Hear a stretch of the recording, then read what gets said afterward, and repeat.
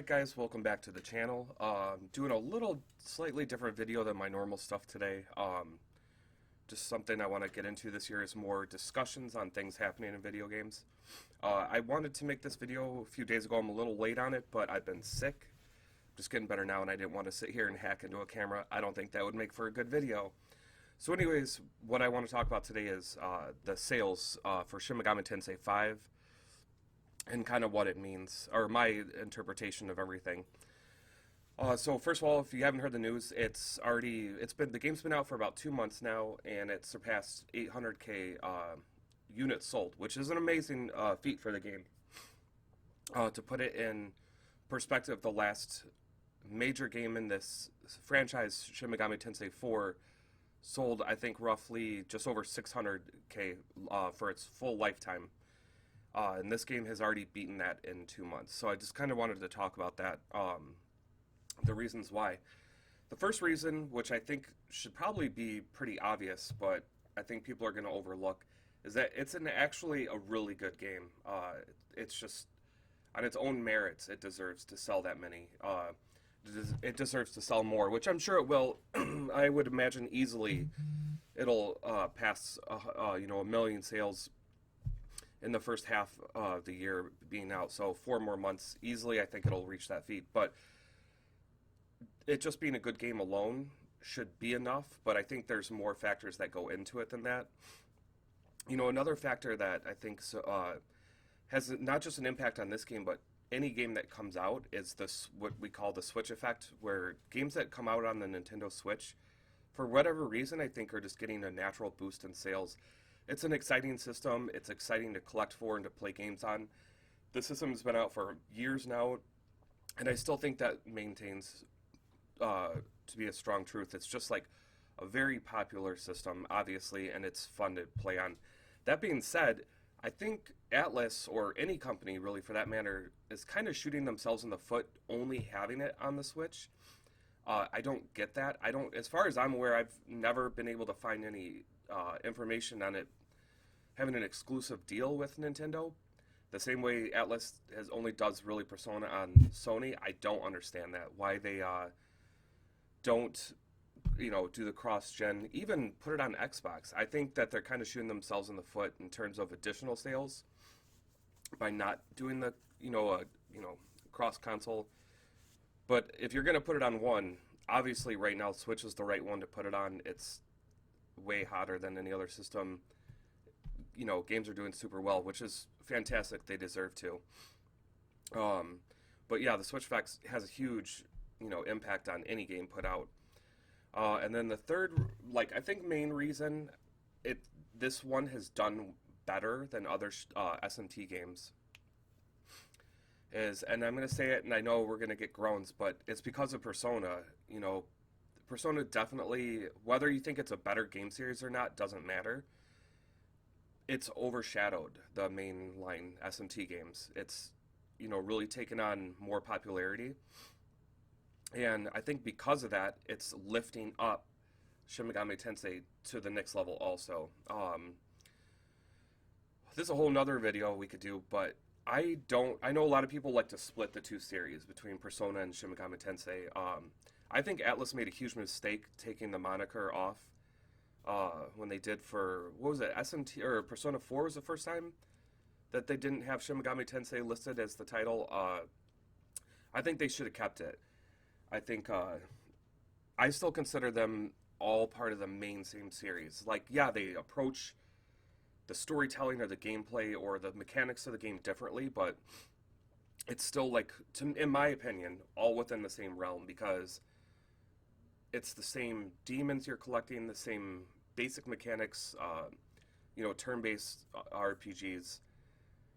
I think the best comparison I can make in terms of video games is Pokemon. Not all Pokemon games are the same. There's Pokemon Snap that came out, and then there's the Let's Go, there's the mobile game, but no matter what the Pokemon game's on there, it's still Pokemon, right? Pokemon fans, I don't think, are like, well, this isn't a real Pokemon game because it doesn't play the same as the others, when it has all the same Pokemon in it. So that's why I look at Persona as still part of the Shin Megami Tensei umbrella. you could say it's different, but yeah, so is Digital Devil Saga, the Raito games. They're all different types of games, which is good. You should have variety within that family of games, but to me, they're all the same. That being said, circling back to what I started with, is that regardless whether you consider them the same or completely different at this point, Persona is definitely having an impact on sales within any games of the genre, within the Atlas umbrella. Just how popular Persona 5 alone, not to mention Persona 4 and 3. I think that people that would hear the name Shin Megami Tensei and be immediately turned off by that because, well, that's not an American sounding name. I'm not going to play it. I don't know what it is. I don't want to learn. There's going to be a lot of people like that. But when they hear, like, oh, this is the same game or same connected to series as Persona, they're going to be a lot more interested. And I think that that helped get the word of of Shin Megami Tensei 5 out, or elevate the marketing before the game even came out. So I think those all had a huge impact on its sales. I think it's awesome that it's already at 800K. I hope it keeps going. I would love it to see it sell at least a couple million. Boost this series as a whole. Boost the studio. I think Atlas still does some of the overall highest quality work for the size studio they are. I know they've been around a long time, but they're nowhere near as big as some other studios, AAA studios nowadays. So any boost to them, I think, is awesome. I would love to keep seeing them do that.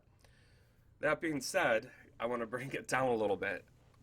Here's what I'm worried about is that as good as the sales are, and the game is great, really all their games are, is that what does it really mean for the series? I'm trying to think, how is Atlas going to look at it? And what I'm worried about is they're not going to take this momentum, the enthusiasm, and run with it. SMT5 is doing really well, but you got to compare it to its last two predecessors. So Shin Megami Tensei 3 Nocturne, awesome game too, but it came out on the PlayStation 2. So how old is that? Yeah, it just got a remaster that came out on Switch. That's what I've been playing. It's great, I think it sold pretty well, but I don't think they were even expecting that to sell as well. And then, even more recently, Shin Megami Tensei 4 came out on the 3DS, and I really feel as great as the 3DS is for the type of system it is, it really takes, I think, a degree less of effort and development to create games for that system. Like, it's not, you're kind of held to a lower standard than you are for a mainline console. It's a handheld. It can't hold as much. It can't do as much. So you don't have to, as a developer, as a studio, do as much to create a good game for that system. So, Shin Megami Tensei 4 sold, I think lifetime was, I said before, just over 600. So Shin Megami Tensei 5 has already sold 25% better than that, which is awesome. And they really have put the work in for the Switch, but the last two games in this series are spread out now over 10 years. One was on a system so old that, it's not even a modern console, and the other one is a handheld. So I'm just worried they're going to look at how well this game is doing and be like, oh yeah, it's great, but doesn't mean that we should up it for the next game. We'll see. This one is definitely a huge improvement. I know it's not like an open world, but it's pretty darn open if you play it. The sections are huge, lots to explore, things to find, along with the improved combat, and the demon models in this game are insanely good. So, all those are super positives. I would love to see it keep going.